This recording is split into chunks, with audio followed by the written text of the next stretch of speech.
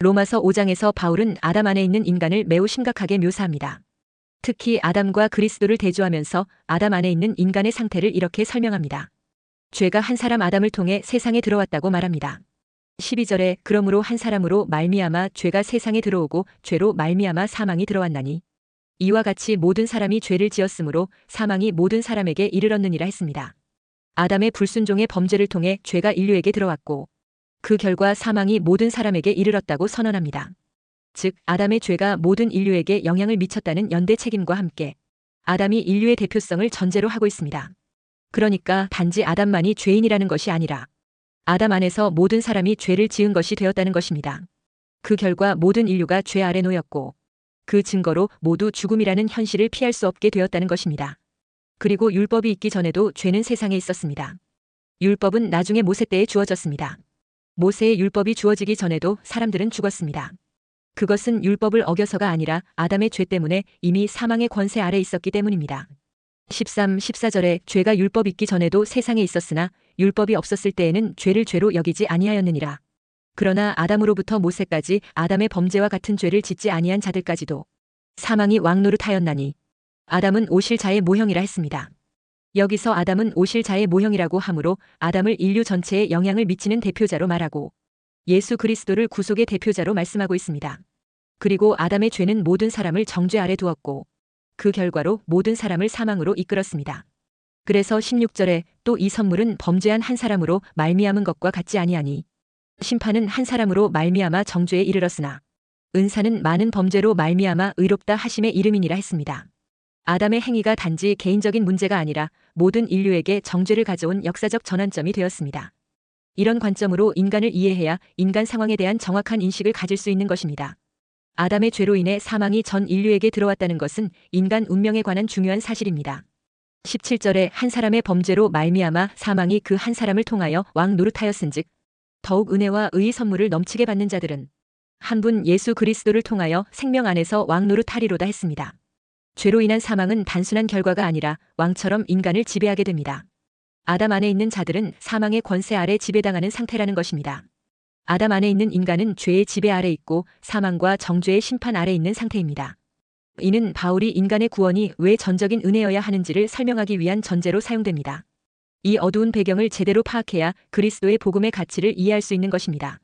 하나님은 그리스도 안에서의 생명과 의를 통해 아담의 죄보다 훨씬 더 크고 풍성한 은혜를 나타내 주셨습니다.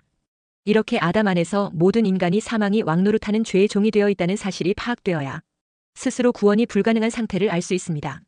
아담 한 사람이 범죄하고 타락함으로 말미암아 그의 후손으로 태어난 모든 인간은 예외 없이 멸망받을 수밖에 없고 지옥으로 떨어질 수밖에 없는 상태의 인간인 것입니다. 이와 비교하여 제2의 아담인 예수 그리스도와 대조시키고 있습니다. 15절에 그러나 이 은사는 그 범죄와 같지 아니하니 곧 한 사람의 범죄를 인하여 많은 사람이 죽었은즉 더욱 하나님의 은혜와 또한 한 사람 예수 그리스도의 은혜로 말미암은 선물은 많은 사람에게 넘쳤느니라 했습니다. 인간이 겉으로 보기에는 도덕군자 같고 점잖은 것 같아도 그 중심 성품을 보면 다 똑같이 지옥 갈 죄인입니다. 그것은 인간이 아담 안에서 태어났기 때문입니다. 오늘 본문은 로마서의 중심 주제인 믿음으로써 구원 얻는다는 교훈을 기초로 하고 있습니다. 로마서 1장 17절에 복음에는 하나님의 의가 나타나서 믿음으로 믿음에 이르게 하나니 기록된 바 오직 의인은 믿음으로 말미암아 살리라 함과 같으니라 했습니다. 바울은 유대인이나 이방인이나 모두 똑같이 율법이 아니라 예수님을 믿음으로 의롭다함을 받을 수 있다는 것을 강조하고 있습니다. 첫째, 우리는 십자가 대속의 예수님을 믿음으로 의롭다함을 받은 성도로서 그리스도 안에 있는 화평의 복을 누리게 됩니다. 1절에 그러므로 우리가 믿음으로 의롭다 하심을 받았으니 우리 주 예수 그리스도로 말미암아 하나님과 화평을 누리자 했습니다. 우리가 예수님을 주와 구주로 믿고 영접하여 십자가 대속의 은혜로 죄사함과 함께 의롭게 된 이후에 얻게 되는 은혜가 무엇입니까? 그것은 그리스도 안에서 하나님 아버지와 화평하게 된 것입니다. 아브라함이 하나님을 믿어 의롭게 된 것처럼 우리도 말씀을 듣고 주 예수 그리스도와 하나님을 믿어 의롭게 되는 것입니다. 믿음으로 의롭다 하심을 받은 자는 예수 그리스도로 말미암아 하나님과 화평을 누린다 했습니다. 여기서 화평은 헬라어 에이레네로 히브리어 샬롬에 해당되는 말입니다. 의미는 단순히 전쟁이 없는 상태를 넘어서 관계 회복, 안정, 축복, 완전함까지 포함합니다. 하나님과의 관계에서의 에이레네는 적대 상태의 종식, 즉 하나님과의 화해된 상태를 의미합니다. 그리고 화평을 누리자고 할 때 누리자는 헬라어 에코멘으로 가지고 있다, 소유하다는 의미입니다. 그리고 문법적으로는 현재 시제 능동 직설법 복수형입니다. 이것은 지속적인 상태를 나타냅니다. 그리고 화평을 누리자는 권유가 아니라 선언입니다. 그러니까 우리는 이미 화평을 가지고 누리고 있다는 의미입니다. 결국 우리가 예수 그리스도를 믿음으로 의롭다 하심을 받은 결과로 더 이상 하나님과 원수된 상태가 아니며 지속적으로 하나님과 화해된 평화로운 관계 속에 살아가고 있다는 선언입니다. 이는 율법의 행위나 노력으로 얻은 것이 아닌 전적으로 예수 그리스도의 중보 사역에 근거한 은혜의 상태입니다. 죄로 인해 하나님과 원수된 인류는 그리스도의 피로 말미암아 하나님과 화평을 누리는 관계로 회복됩니다. 이 화평은 감정적 평안 이상으로 객관적인 관계 회복을 뜻합니다. 즉 심판의 대상에서 하나님의 자녀로 정죄에서 의롭다 하심으로 옮겨진 상태인 것입니다. 인간은 아담의 원죄의 영향으로 인해 하나님과 단절된 존재가 되었습니다. 그래서 로마서 3장 23절에 모든 사람이 죄를 범하였음에 하나님의 영광에 이르지 못하더니 했습니다. 죄란 단순한 도덕적 실수나 약점이 아니라 하나님께 대한 반역이며 하나님과의 관계 단절을 의미합니다. 그 결과 인간은 본질상 진노의 자식이 되었고 하나님과 원수된 상태에 놓이게 되었습니다. 10절에 곧 우리가 원수되었을 때에 했습니다. 그러나 1절에 그러므로 우리가 믿음으로 의롭다 하심을 받았으니 했습니다. 이제 믿음으로 말미암아 의롭다 하심을 받았기 때문에 하나님과 화평을 누리게 되었다는 것입니다. 이 복음은 단지 기분 좋은 위로의 말씀이 아니라 실제적인 신분과 관계의 변화를 의미합니다. 우리가 의롭다함을 받은 것은 율법의 행위가 아니라 믿음으로 된 것입니다. 로마서 3장 28절에 그러므로 사람이 의롭다 하심을 얻는 것은 율법의 행위에 있지 않고 믿음으로 되는 줄 우리가 인정하노라 했습니다. 아브라함도 바로 이 믿음으로 의롭다 함을 받았습니다. 로마서 4장 3절에 성경이 무엇을 말하느냐? 아브라함이 하나님을 믿음에 그것이 그에게 의로 여겨진 바 되었느니라 했습니다. 그런데 믿음은 단순히 하나님의 존재를 인정하는 것이 아닙니다. 예수 그리스도를 나의 구주로 신뢰하고 그분의 십자가와 부활을 나를 위한 구원의 근거로 받아들이는 것입니다. 따라서 의롭다 하심을 받은 자는 하나님 앞에서 더 이상 정죄받을 자가 아닙니다. 그는 법적 선언을 통해 무죄 판결을 받은 것이며 하나님의 자녀로 입양된 존재입니다. 로마서 8장 15절에 너희는 다시 무서워하는 종의 영을 받지 아니하고 양자의 영을 받았으므로 우리가 아빠 아버지라고 부르짖느니라 했습니다. 예수 믿고 죄사함 받아 의롭게 된 성도는 하나님과 화평한 관계를 가진 자요. 누리고 있는 자입니다. 죄로 인해 하나님과 원수되었던 관계가 회복되었습니다. 이제 우리는 아버지 하나님과 화목된 자녀로서 관계 속에 살아갑니다. 그래서 성령께서 주시는 마음의 평강은 외부 상황에 상관없이 지속됩니다. 그러니까 빌립보서 4장 7절에 그리하면 모든 지각에 뛰어난 하나님의 평강이 그리스도 예수 안에서 너희 마음과 생각을 지키시리라 했습니다. 이 하나님과의 화평은 궁극적으로 영원한 하나님의 나라에서 완성될 것입니다. 이 모든 것이 예수 그리스도로 말미암아 주어졌다는 사실을 기억해야 합니다. 우리가 누리는 평화는 인간적인 노력이나 심리적 안정감이 아니라 십자가에서 이루신 구속 사역의 결과입니다. 그리고 하나님과 화평을 누리는 자들은 은혜 안에 서게 됩니다. 2절에 또한 그로 말미암아 우리가 믿음으로 서 있는 이 은혜에 들어감을 얻었으며 하나님의 영광을 바라고 즐거워하느니라 했습니다. 우리는 단지 의롭다 함만 받은 것이 아니라 은혜의 지위 안에 들어가 있게 되었습니다. 이는 과거의 용서가 아니라 현재에 서 있는 위치를 의미합니다. 이 은혜의 자리에서 우리는 담대히 살아갈 수 있습니다. 둘째, 믿음으로 의롭다함을 받아 그리스도 안에 있는 성도는 환난 중에 즐거워할 수 있습니다. 3, 4절에 다만 이뿐 아니라 우리가 환난 중에도 즐거워하나니 이는 환난은 인내를, 인내는 연단을, 연단은 소망을 이루는 줄 알미로다 했습니다. 우리가 환난 중에도 즐거워한다고 했습니다. 그리스도 안에 있는 성도는 환난 중에 즐거워할 수 있다는 것입니다. 그런데 인생을 살면서 환난 없는 사람은 없습니다. 세상 사람들은 환난을 불행으로 여기며 피하려고 하지만 성경은 우리가 환난 중에도 기뻐할 수 있다고 말합니다. 왜 그렇습니까? 기독교가 현실을 도피하거나 환상을 추구하는 종교라서 그런 것이 아닙니다. 오히려 고난을 정직하게 직면하고 그 안에서 하나님의 뜻을 발견하며 오히려 그 고난 속에서도 하늘의 기쁨을 경험하는 믿음의 여정입니다. 오늘 본문은 바로 그런 성도의 영적 여정을 말씀하고 있습니다. 바울은 단순히 고난을 참으라고 하지 않습니다. 환난 중에도 즐거워한다고 선언합니다. 이 말씀은 우리 믿음의 수준을 점검하게 하며 동시에 위로와 소망을 줍니다. 즐거움은 우리 삶에서 대체로 좋은 환경, 기쁜 일, 성공과 같은 상황 속에서 자연스럽게 나오는 감정입니다. 그러나 오늘 본문에서 바울은 놀라운 선언을 합니다. 우리가 환난 중에도 즐거워하나니 했습니다. 이것은 세상 사람들에게는 도저히 이해되지 않는 복음의 신비입니다. 어떻게 고통과 환난 가운데서 즐거워할 수 있을까요? 바울은 믿음으로 의롭다 하심을 받은 성도가 하나님과 화평을 누릴 뿐 아니라 환난 속에서도 기뻐할 수 있는 새로운 존재가 되었음을 강조합니다. 환난 자체를 피하는 것이 복이 아니라 환난 중에도 즐거워할 수 있는 것이 복이라는 것입니다. 그래서 바울은 환난 중에도 즐거워하나니라고 말합니다. 그러니까 환난을 대하는 복음적 관점과 그 환난을 통해 주시는 하나님의 축복을 말씀하고 있습니다. 여기서 말하는 환난은 외적인 압박, 고통, 핍박, 삶의 어려움 등을 모두 포함하는 말입니다. 이 단어는 포도즙 틀에서 포도를 눌러짜는 것처럼 인생을 눌러짜는 고통을 의미합니다. 예수 믿고 구원받으면 환난이 없어지는 것이 아니라 환난을 이길 능력이 주어지는 것입니다. 그 이유는 환난조차도 하나님의 섭리 안에서 유익한 열매를 맺기 때문입니다. 그래서 요한복음 16장 33절에 이것을 너희에게 이르는 것은 너희로 내 안에서 평안을 누리게 하려 함이라. 세상에서는 너희가 환난을 당하나 담대하라. 내가 세상을 이기었노라 했습니다. 그런데 중요한 것은 그 환난이 무의미하거나 우연히 오는 것이 아니라는 것입니다. 성도의 삶에 환난이 단지 고통이 아니라 훈련과 성장의 통로가 된다는 것입니다. 세상은 환난을 무의미한 고통으로 보지만 믿음의 사람은 그 환난조차도 하나님의 목적을 이루는 과정으로 해석합니다. 요셉이 형들 손에 의해 애굽의 노예로 팔려나가고 보디발 집에서 억울한 누명을 쓰고 감옥에 들어가고 하는 고난들이 모두가 하나님의 섭리로 인도되는 준비된 과정이었던 것입니다. 다윗도 마찬가지였습니다.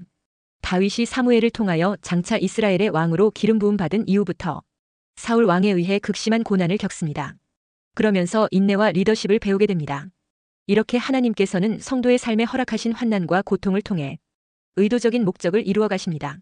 그것이 바로 인내와 연단과 소망이라는 믿음의 열매입니다. 그래서 환난에는 필연적인 목적이 있습니다. 그것은 환난은 인내를, 인내는 연단을, 연단은 소망을 이루기 위함인 것입니다. 다시 말해 환난은 인내를, 인내는 연단을, 연단은 소망을 낳게 하여 하나님의 사람으로 세워가시는 것입니다. 환난은 인내를 이룬다고 했습니다. 이 인내는 단순한 참음이 아닙니다. 단순히 견디는 것이 아니라 믿음 안에서 계속 서 있는 능력을 뜻합니다.